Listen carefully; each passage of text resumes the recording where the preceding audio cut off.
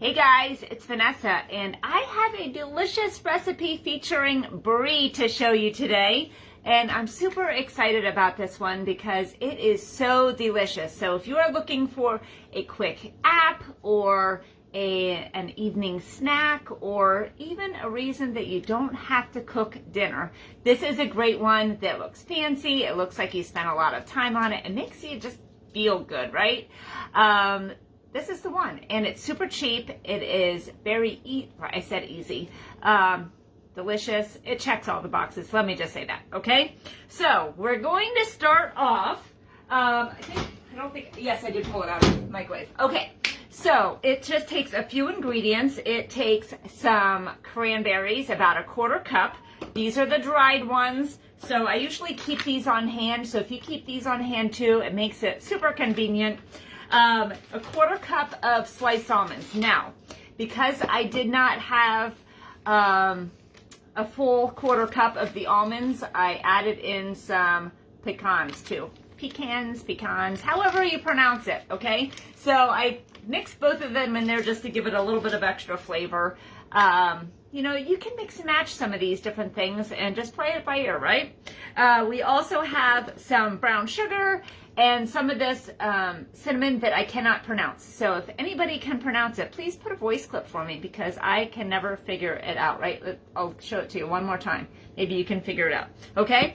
And of course, we're going to have our brie and apples here. So this is a apple and cranberry brie. It is fantastic for the holidays, fantastic for a cold winter's night, or fantastic for any time you don't feel like cooking, okay? So we're gonna take the brie out. Have you ever tried a brie before? It's just like, I don't know, something that I had never had before, and when I found a recipe for it, I'm like, ooh, that looks delightful. And I love cheese, so there's really no going wrong. So a brie, if you've never heard of one before, it is a very soft cheese, and it has a crusty shell on the outside that goes all around, but you can eat it, so you don't need to worry about like peeling your cheese or anything. It is actually the top cheese export from France. Did anybody know that before? Seriously, so it is very delicious and it has earned that spot, okay? But it's very creamy. So if you look at this, it kind of looks like there's a thin paper or something that's wrapped all around there. It is not. It's like the outer casing. I can't actually explain what it is to you because I'm not a cheese connoisseur. But just know that you can eat it and it is perfect, okay? So this makes a great dip like what I'm going to make tonight. It also is fantastic on sandwiches or paninis. I love it, love it, love it for that. If you melt it on there and it's like all gooey and delightful, you're gonna be like, oh, it just kind of is just amazing, okay? So what I'm gonna do here is I'm just gonna slice this in half horizontally, okay? So I have tried this with the closing cup before and it made a miserable mess, so we're not gonna do that. So I'm just gonna slice it right in half here. Maybe I need to turn it, we'll see how it goes. It's just one of those things that I do it differently every single time because you just never know how it's gonna turn out. So just slice it right in half here. Almost through. Okay, so we have it in half. Now we're going to take one of these pans. So I have the small 5.5-inch cast iron pan, also the enameled cast iron, okay? So because I'm going to do it in the air fryer tonight, I'm going to make it in the mini cast iron pan. So I'm going to take the one that I messed up a little bit on the edge. So I'm going to put this one on the bottom here, okay? And then we're going to start our toppings. So I'm like all discombobulated. Do you ever know what that's like? So I've got the small stainless mixing bowl here. Look how fun it is with the little thumb hole, right? So we're going to just put this aside and we're going to start mixing the fillers for the brie. Okay, so I've got the nuts here, about a quarter cup. We're also going to dump in the cranberries, so about a quarter cup there.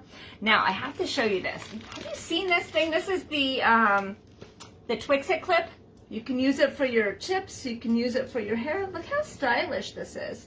So if you're like going someplace and you need to have your hair pulled back really quick or you're cooking, totally do it right with that. But it's better for your chips or your in your freezer things, your vegetables, but I love it for my brown sugar. Seriously, it keeps it super tight and never gets hard and crunchy and any of those weird things. So I use these all of the time for my brown sugar. So we're gonna put a tablespoon of brown sugar right inside here.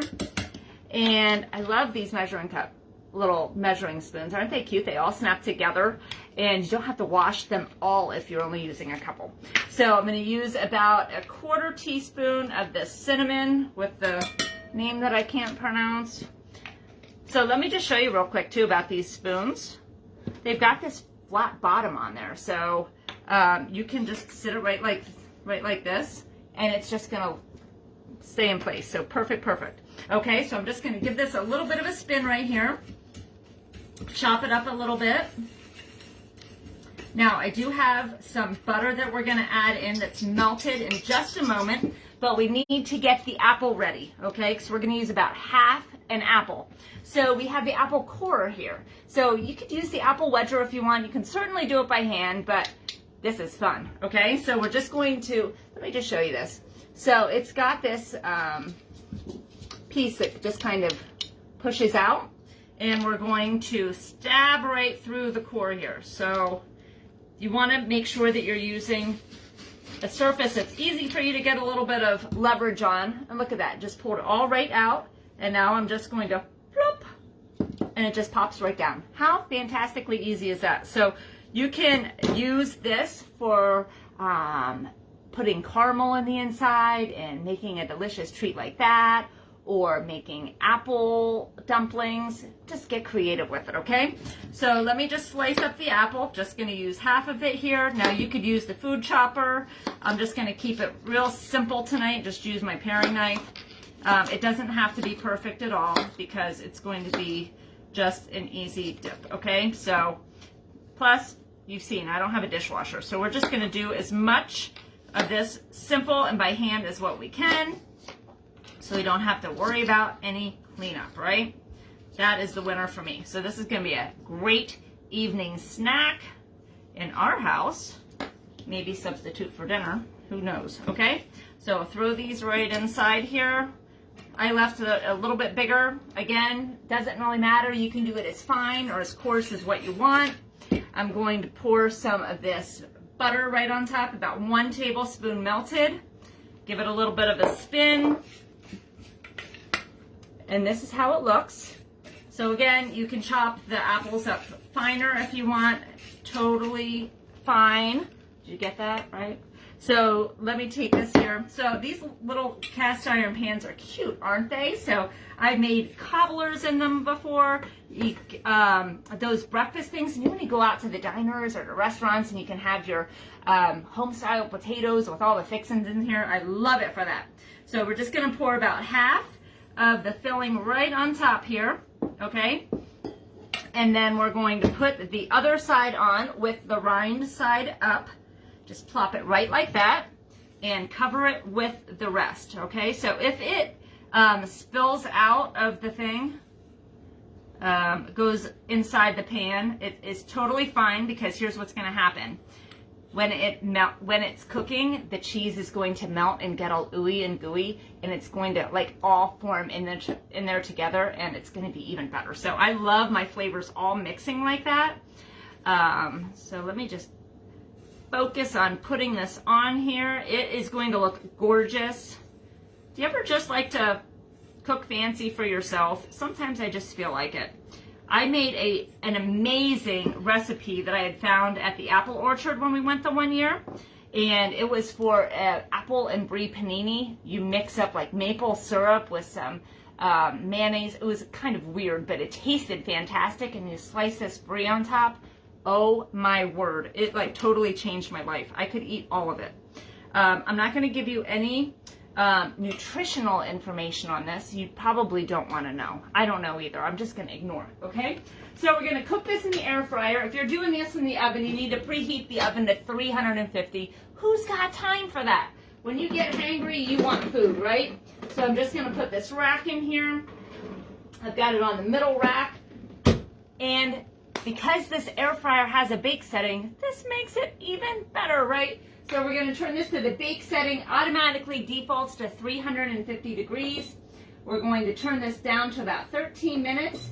Press start, and that is it. So it's going to come out all ooey and gooey. You can serve it with crackers. You can serve it with the rest of this apple. You can serve it with crusty bread, or maybe even just eat it with a spoon, right? So give that a shot. I posted the recipe for you so that you have that in your arsenal. You're gonna wanna make it stat, right? So with that, I'm gonna sign off and wait for this to cook and get my spoon ready. So you have a great day. I'll chat with you soon. Bye guys.